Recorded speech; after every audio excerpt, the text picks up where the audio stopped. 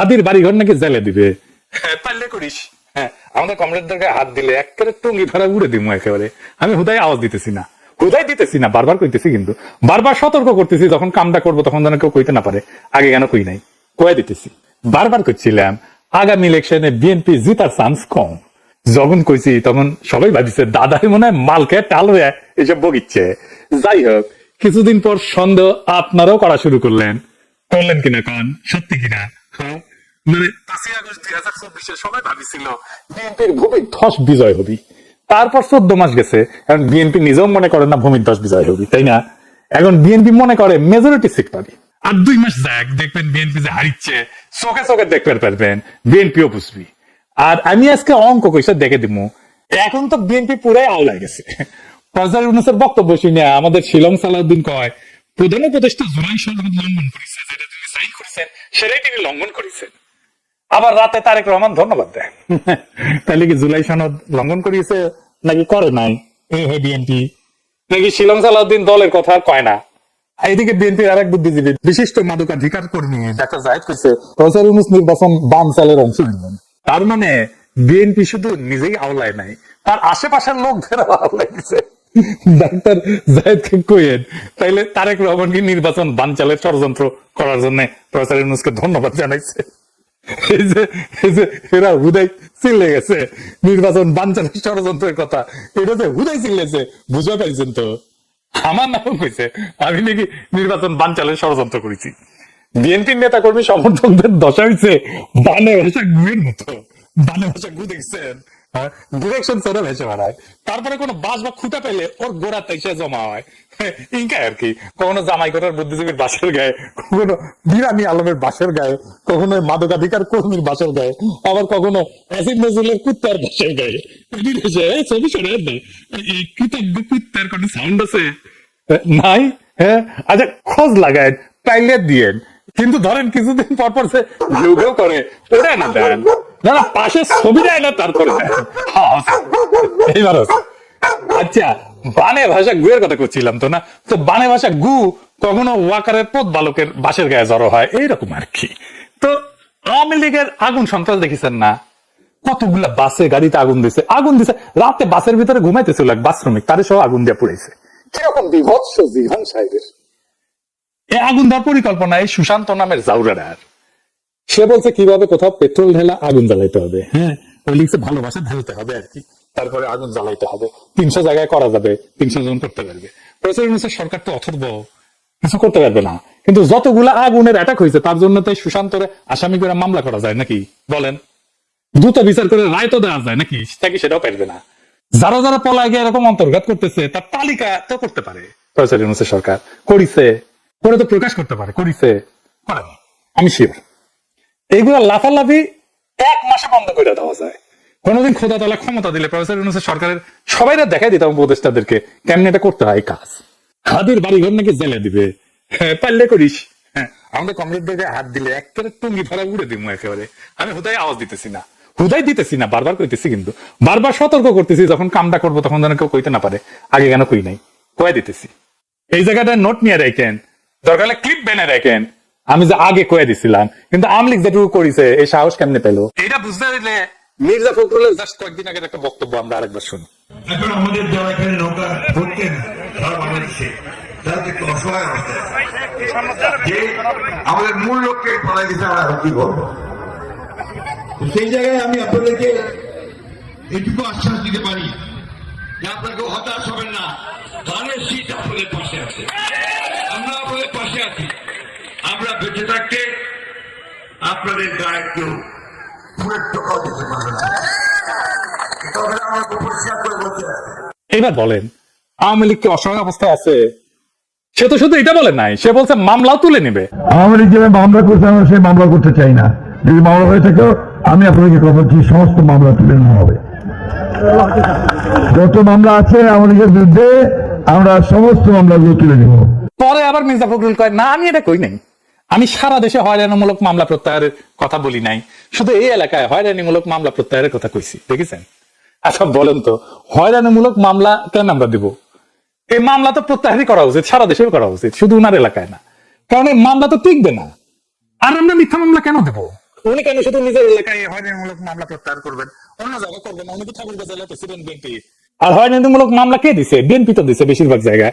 মামলা দিয়ে এই যে মামলা দিবে এগুলো টাকা নিছে, দেখেছেন? মামলা দিয়ে সেটা প্রত্যাহার করে আবার টাকা নিছে, খালি টাকাই টাকা। বিএনপি নিজেই নিজের দলের লোকরা এই কারণে বহিষ্কার করেছে। তো বহিষ্কার টহিষ্কার এই সমস্ত আইওয়াস, বুঝেছাও? যাদের বহিষ্কার করে তাদের আবার দলে ফিরায় না, মহাসমরাহে, দেখেছেন? আর কত কমো, মির্জা ফখরুল এত সিনিয়র নেতা, প্রত্যেকদিন ধরা যায় ওনারে, তো ধরি না, মায়া কইরা আর কি। এত সিনিয়র নেতা, তাও রাজনীতির একটা বক্তব্য কিভাবে দিতে হয়, গুছায় বলতে হয়, সেটাই বলতে পারে না। গুছায় কথা বলতে পারে না, রাষ্ট্র ক্ষমতার দাবি, কি শখ! কুজা রাষ্ট্র শখ হয়েছে, রাষ্ট্র ক্ষমতার যাবি, মন্ত্রী টন্ত্রী হবি আর কি, বুঝেছেন? দেখেন কইছে জনগণ সনদ গণভোট বুঝে না, দেখেন দেখেন ঠিক আছে। তো যদি নাই হয় তাহলে গণভোটের নির্বাচন একই দিনে চাইকেন, জনগণ তো গণভোট বুঝেই না, তাই না? আগে তো বুঝাবি জনগণকে। জনগণ যদি নাই বুঝে গণভোট সনদ, তাহলে গণভোট চাইবি কেন বিএনপি? কোন তো কথার কোনো মানে আছে? কথা কয় কোনো মানে নাই, তারপরে দমে দমে নিচে কথা কয়। আগে কলকাতার মিডিয়াতে এই সময় একটা সাক্ষাৎকার দিছিল, কইছিল মুক্তিযুদ্ধে অর্জিত সংবিধান রক্ষায় আজও আমরা স্বাধীনতা বিরোধীদের সঙ্গে লড়াই করছি, বামের আমাদের সঙ্গে আছে, বুঝেছ? আবার দেখেন কইছে, তবে বিএনপির পক্ষে আমি আশ্বাস দিচ্ছি, জামাতকে আর সুবিধা নিতে দেব না। আমরা চাই ভারত সবার সঙ্গে যোগাযোগ রাখুক, বুঝেছ? আমরা কলকাতা যাব, কলেজ স্ট্রিট থেকে কত বই কিনেছি, আর সেই সুযোগ পাবো, সিনেমা থিয়েটারও দেখবো, মানুষে অবাধে যোগাযোগ হবে, ভিসা প্রক্রিয়া সাবলীল হবে, ভারতীয়রাও বাংলাদেশে স্বাগত, ভুল বোঝাবুঝির অপসারণ ঘটুক।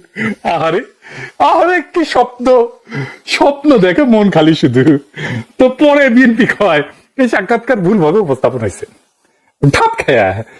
তারপরে আরো বেশি ঠাপ খাইছে, তখন মির্জা ফখরুল নিজেই কয় এটা আমি দিই না সাক্ষাৎকার, এটা এআই দিয়ে তৈরি করা হয়েছে। তারপরে অনামিত্য মজুমদার যে সাক্ষাৎকার নিয়েছে তার ছবি সহ নিউজ ছাপে দিচ্ছে, দেখেছে? হ্যাঁ, কেমন মিশা কথা কয়, কেমন মিশা কথা কয়। মানে এটা মানুষের মিশা কথা বড় একটা লেভেল আছে। তো বুড়া বয়সে মানুষ মিশা কথা কম কয়, যত বয়সে বাড়িচ্ছে এ বেটা মিশা কথা তত বেশি করছে। জামাই কোটের বুদ্ধিজীবী অনারের কথা বলে, অনার কোটের কথা বলে, এই হইতেছে বাটপারদের অনার, বাটপারি করবে তারপরে আবার অনারের কথা কইবে। মানে এই বাটপারির সীমা নাই। ইন্ডিয়ার গোয়াতে ধরা পড়লে বলবে কই নাম তো, আমি তো বলিনি। এই বাটপারির সীমাহীন, এটা ব্যক্তিগত স্খলন হইলে বুঝতেন, এটা জাতির সাথে প্রতারণা, মিথ্যা কথা কওয়া। আর কি কব, এদের কোনো শিক্ষা হবে না, কয়ার কোনো শিক্ষা হবে না। এ আবার ক্ষমতা যাবে চায়, এটা হইতেছে বড় কথা। বাংলাদেশের রাষ্ট্র ক্ষমতা যাইতে চায়, মানে মনে করিছে যেহেতু হাসিনা গেছে আমরা কেন না, হাসিনাও তিনকে করেই গেছে, কথা কয়ে মিশাতে কথা কয়ে এখনো কয়। শুধু কি তাই, দেখেন নাটোর স্যার আসলে বিএনপি মনোনয়ন দিছে আব্দুল আজিজ, সে কি কইতেছে, সে নিরাপদে রাখবে আওয়ামী লীগারদের, শুনেন। আপনাদের নিরাপদে রেখেছি, আমরা যদি ক্ষমতায় যেতে পারি, আমি বিএনপি নির্বাচিত হতে পারি, আমার বিএনপি নেতা কর্মীরা যেভাবে নিরাপত্তার চাদরে থাকবে, আওয়ামী লীগের প্রত্যেকটা নেতা কর্মী সমর্থকরা নিরাপত্তার চাদরে আপনারা আমাদের অসম্মান করবেন, আপনারা আমাদের সম্মান দিবেন, আপনাদের নিরাপত্তার দায়িত্ব আমার কাঁধে আমি তুলে নিব, আপনাদের কাছে ওয়াদা দিয়ে দিই। আগামীতে সরকার গঠন করবে, আমি চাই এই অর্থ এলাকার জাতীয় সংসদে যেন আমাদের বিএনপি প্রার্থী সংসদে যেতে পারে। আওয়ামী লীগ ভাইদের উদ্দেশ্যে বলতে চাই, আপনারা আমাদেরকে সহযোগিতা করেন, আমরা আপনাদের হেফাজত করবো, যাতে আপনাদের উপর কোনো অবিচার অত্যাচার না হয়। ভাইরা আমার, রংপুর স্যার আসনের এমদাদুল হক ভরসা, দেখেছেন ভরসা দিতেছে। হ্যাঁ, আবার দেখেন শরীয়তপুরের এমপি ক্যান্ডিডেটের মিটিং এ যুবদল নেতা মোস্তাক মাসুম বালা ও কইতেছে আওয়ামী লীগারদের যে জামাত যেন ভোটে না জিতে, তারা জিতলে গেলে হাসিনাকে ফাঁসির দিবে, তারপর ক্ষমতা যাবে। ব্যাপক বুঝেও নাই। যারা আওয়ামী লীগ করেন, আপনাদের উদ্দেশ্যে আমার 1 মিনিট কথা। আওয়ামী লীগ বিগত সরকারের সময় সবচাইতে বেশি ক্ষতি করেছে জামাত ইসলামের। তাদের যেই সমস্ত নেতাদেরকে ফাঁসি দিয়েছে, এইটা জামাত ইসলামের পূরণ করার মতো না। জামাত ক্ষমতায় যায়, শেখ হাসিনার ফাঁসিতে ঝুলে তারা শপথ গ্রহণ করবে। ব্যাপক বুঝেও নাই। ওই মিটিং এ সবাই এই কথায় জামাতকেই ভোট দিবে, কারণ তারা চায় হাসিনা ফাঁসি হোক।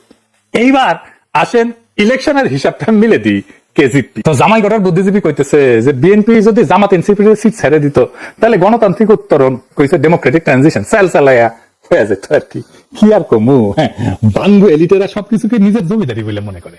মানে জমিদারির দুঃস্বপ্ন, জমিদারির প্যারাডাইম মাথার থেকে যায় না, সবকিছু জমিদারি। বিএনপির ভোট আছে নাকি? হ্যাঁ, বিএনপির ভোট শূন্য। বিএনপি জিততো, ভোট পাইতো, কিন্তু এই ভোটটা হইতেছে anti Awami League, anti India vote. এই ভোটে জিততো। আওয়ামী লীগের সাথে লড়াই আমরা বিএনপির নেতা মানিছিলাম, কিন্তু আমরা তো বিএনপি করি না, এখন বিএনপির সাথে নাইও। আগে বিএনপির বিপদে বুক আগায় দিছি, ডিফেন্ড করছি, তার লড়াইকে নিজের লড়াই মনে করছি। যদিও লড়াই কতটুকু করছে সেটার কথা নাই কই। আমারে তারেক রহমান কইছিল আপনার রাজনীতি আপনি করেন। হ্যাঁ, করতেছি তো। হ্যাঁ, তো আমার রাজনীতি দেখতেছেন তো, আপনাদের রাজনীতি পিছু হটতেছে কই যায় এটাও দেখবেন। যখন বিএনপির নেতা মানছিলাম, নেতৃত্ব দিতেও ব্যর্থ হয়েছে বিএনপি, একেবারে 1971 শেখ মুজিবের মতো। এখন বিএনপি আওয়ামী লীগ আর ইন্ডিয়ার কোলে চইরা বসছে, তো বিএনপি রে তার আগের ভোটাররা ভোট দিবে না তো। ডাকসু নির্বাচনের মতো জগন্নাথ হলেই জিতবেন, হ্যাঁ, তাও ফর দ্য টাইম বিং, অল্প সময়ের জন্য। তার আওয়ামী লীগ আর হিন্দুদের ভোট এখন পাইবেন, আর আবার আওয়ামী লীগ ফিরে আসলে আর পাইবেন না ওই ভোট, তখন শূন্য লবডাঙ্কা। ওই গয়েশ্বররাও নিজের ভোটটা ধানের শীষে দেয় কিনা আমার সন্দেহ আছে। বেশি কয়া ফেললাম, গয়েশ্বর রায়ের ভোট দেয়। হ্যাঁ, দেখেন, কইলাম তো, দেখেন। হ্যাঁ, যাই হোক, এবার হিসাবে আসি, বিএনপির সিটের হিসাব। বিএনপির 237টা সিটের নমিনেশন দিচ্ছে, বাকিগুলো তার জোট সঙ্গীদের দিবি, বিলাবি আর কি। তো জোট সঙ্গী সবাই হারবি, সবাই দল বেঁধে হারবি, একটাও জিতবি না, লিখে রাখেন। এমনকি আমদানি প্রার্থীও জিতবি না, লিখে রাখেন। কেন জিতবি না? নির্বাচন কমিশন কইছে এবার নিজের দলীয় প্রতীকে নির্বাচন করা লাগবে। আমদানি প্রার্থী জিন্দিগি তো তার নিজের মার্কা নির্বাচন করেছে, করে নাই। তার মার্কা কি জানেন? গরুর গাড়ি মার্কা। কে চিনে তার মার্কা? এই মার্কা দাঁড়াইলে কে ভোট দিবে? তো মনোনয়ন বঞ্চিত প্রার্থী আছে, সে পুরো দলকে আন্দালিক প্রার্থীর পর্দার পিছে লাগাবে, কারণ তার তো প্রমাণ করতে হবে যে আন্দালিককে মনোনয়ন দেওয়া ঠিক হয় নাই।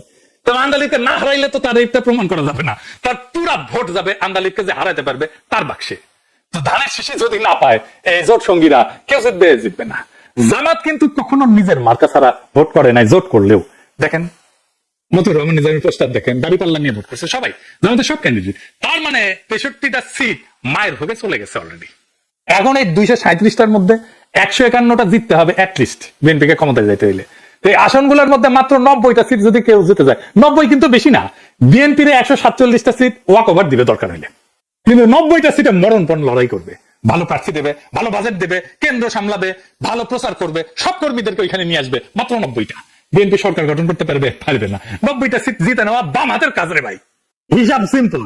মুজিব ইন্ডিয়ার উদ্দেশ্য করে কইছিল, উনি আমাদের কথা রাখলেন না, রাখলেন ভুট্টো সাহেবের কথা। আওয়ামী লীগ পুনর্বাসন করতে গিয়া বিএনপি আম সালা দুটেই যাইতে নিচ্ছে। হ্যাঁ, তারেক রহমান তো আমার কথা রাখলো না, ভুট্টো সাহেবের কথা রাখিছে, মোদির কথা রাখিছে। বিএনপির কপালে ক্ষমতার গোস্ত আর নাই, বিরোধী দলের ঝোল খাইয়াই খুশি থাকা লাগবি। আর আমরা কোনো গোস্ত তো পেল না, লে ঝোল খা।